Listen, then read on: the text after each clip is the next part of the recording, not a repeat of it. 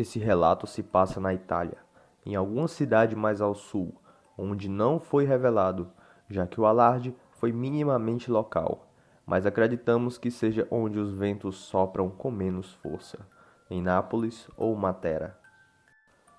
Meu nome é Thalia e já estive em outro grupo de autoajuda.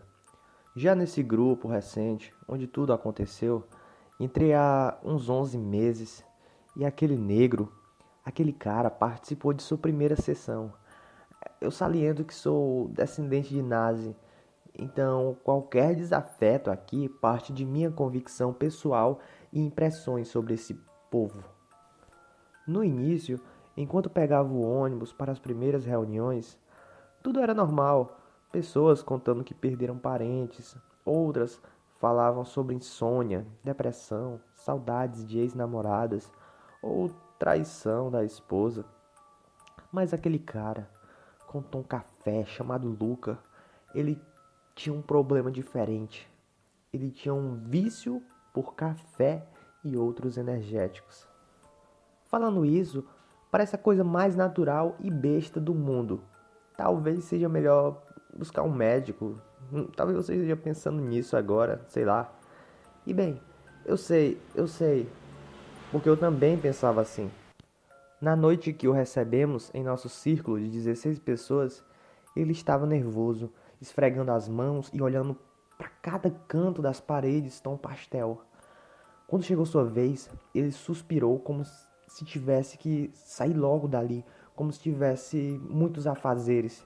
Então ele começou: Eu eu tenho um problema que não dá para parcelar, não dá para evitar. Eu estou sendo roubado. Você está sendo extorquido? Ora, ligue para a polícia, disse Guto, conhecido como patriota e que estava justamente à sua direita. Não, eles não vão resolver. Eu tenho um vício. Eu sou viciado em café, energéticos. Eu não suporto a ideia de dormir. Todos ali acharam aquilo muito esquisito, algo que não precisava a celebrizar, apenas uma loucura comum de alguém. Ele estaria usando um termo mais suave para dizer que está usando drogas ilícitas? Eu não sei e nunca vou saber.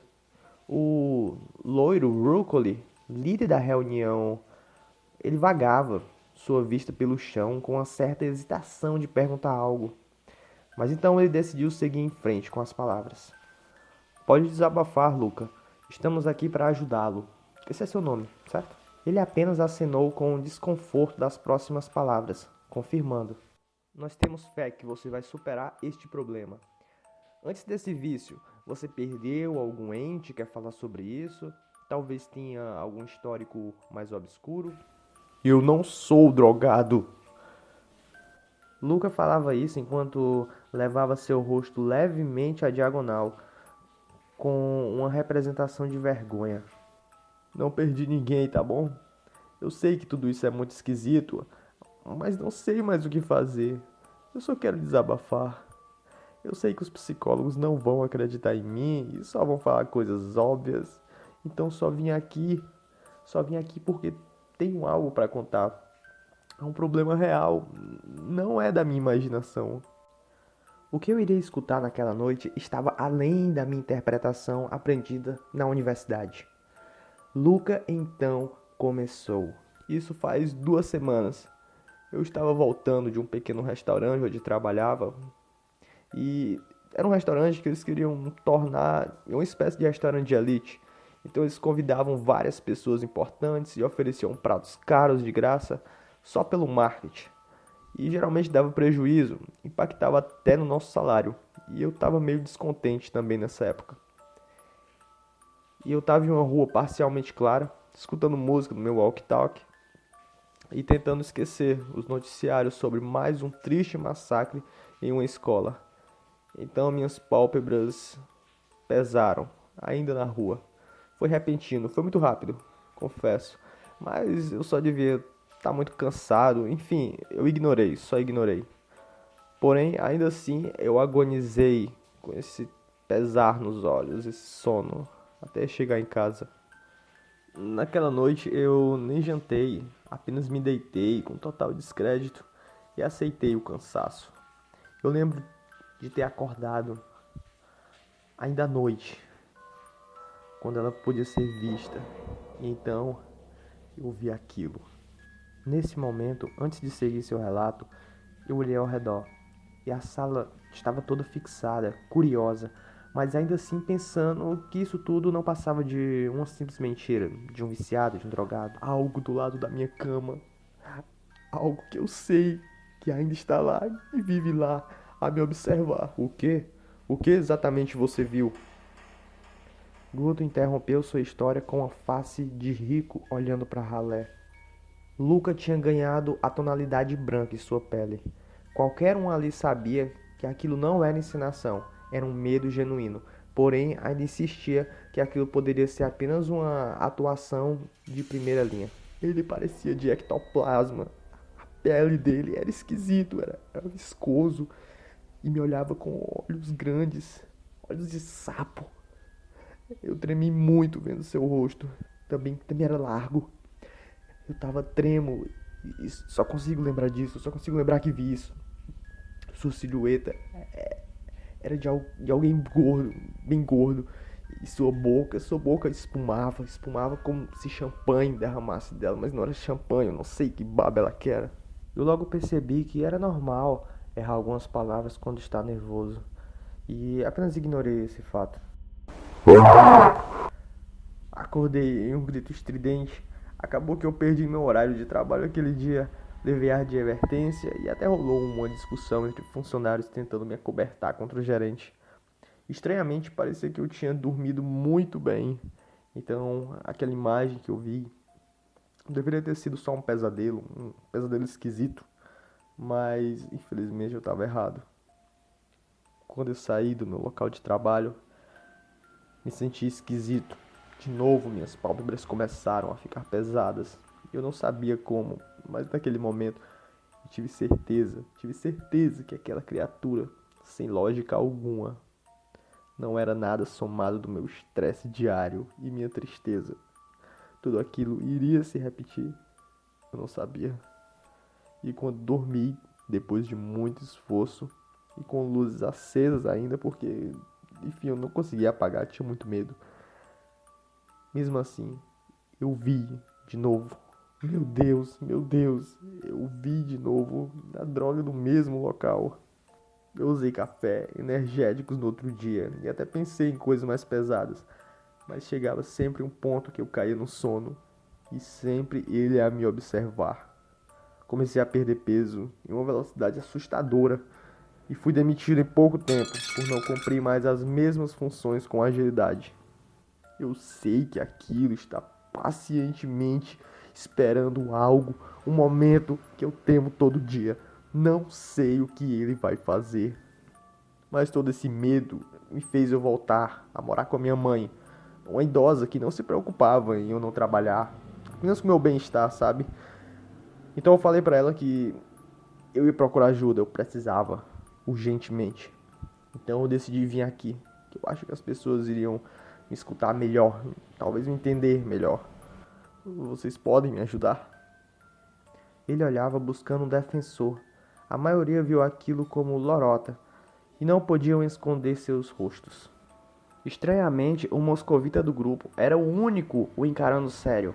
Isso talvez foi levado como uma afronta à sanidade de Luca, que depois de 30 segundos de silêncio, se levantou bruscamente e foi andando até a saída. Eu sabia, eu tava certo, nem vocês, ninguém quer me ajudar. Se sente, por favor, Luca, se acalme. Rucoli se levantou como um santo e saiu quase que no mesmo instante atrás do Luca. O que vou contar aqui é próprio meu, e eu sonhei várias vezes com isso. Esse é o arrependimento que eu tenho. Não devia ter ido àquela reunião, e acredito com todas as minhas forças que isso ocorreu de verdade. Eu sonhei que não era ninguém, um observador em todos os sentidos, em uma casa inovante, que nunca fui. Eu me senti uma câmera, sabe? E Luca tava no sonho, aquele negro, ele tava lá. E tava em um quarto cor salmão para ambientalizar vocês. Tinha poucos imóveis.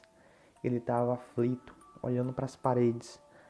Até que Rucoli entrou nesse cômodo com uma xícara de algo que cheirava a chá de hortelã. Sim, estranho, mas eu sentia cheiro nesse sonho. Eu senti todas as vezes que sonhei com isso. Não, eu não posso beber isso. Vai me dar sono. Ele vai vir aqui. Beba, eu vou ficar aqui toda a noite. Não vou dormir. Vou fazer questão de observar se essa coisa te segue até aqui. Rucoli parecia confiante em suas palavras. Não, você não vai resolver. Por favor, não me deixe dormir. Você sabe que isso não vai acontecer. Não, eu não. Confia em mim, Luca. É diferente. Estou aqui agora. Depois de muita discussão, Luca se acalmou e bebeu aquele chá. Rucoli parecia apoiar Luca, mas as palavras eram uma coisa e a postura que ele adotava era outra. Era de alguém que não acreditava nisso. Que tudo aquilo era simples lorota, que estava ali só para comprovar que aquilo era loucura. Luca não demorou e caiu no sono. Rucoli ficou sentado em uma velha cadeira de balanço, que rangia se ele se movesse muito. Então o telefone tocou. Vi que o contato estava salvo como mãe. E aquela situação não era para ser tratada daquela maneira. Aquele celular não era o de Rucoli, era o de Luca. E Rucoli simplesmente o pegou e desligou, sem qualquer remorso, e continuou a o observar. Até que algo estranho, muito estranho aconteceu. O Rucoli começou a se mover de forma muito estranha. Aquilo tudo era muito esquisito. Seus movimentos eram como se estivesse possuído.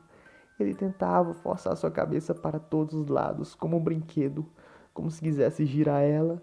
Era bizarro demais. Até que quando ele girou completamente, o promissor estralo não foi escutado e sua cabeça engordou, mas engordou muito. Era inacreditável o que eu estava vendo. Ele começou a descamar também, ficar verde, com a aparência assustadora de um verdadeiro monstro. Eu fiquei apavorada. Ele começou a olhar para mim, como se soubesse que eu estava lá. E meu Deus, ele balbuciava algo. Eu sentia seu hálito mesmo a metros de distância. Era podre e grosso, como se jogassem comida estragada em mim e eu sentisse o contato. Era um hálito que tocava minha pele como se realmente algo fosse atirado em mim. Tive certeza que aquilo que o negro falou era real. A coisa se levantou, então me deparei com algo que nunca vou esquecer. Ele arrancou o couro cabeludo daquele maldito que dormia e enfiou seus dedos gordos em sua cabeça assustadoramente, derretendo seu crânio como se fosse manteiga, comendo de um por um todos os seus miolos. Depois, aquele bicho grotesco se rasgou no meio, enfiou os 2 braços dentro do próprio corpo e se rasgou. Muitos órgãos que eu nunca vi em um humano, em um livro, estavam espalhados por ali em todo canto. Foi um verdadeiro inferno.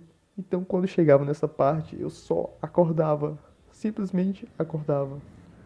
No outro dia, os vizinhos comentaram que ambos se suicidaram no quarto de Rucoli, tanto Luca quanto Rucoli. E a polícia não deixou ninguém entrar no apartamento e não deu quaisquer detalhes. Não foram a nenhuma tribuna de igreja falar disso, não comentaram com amigos, nada. E eu tenho certeza que foi um caso impetuoso dentro da polícia também.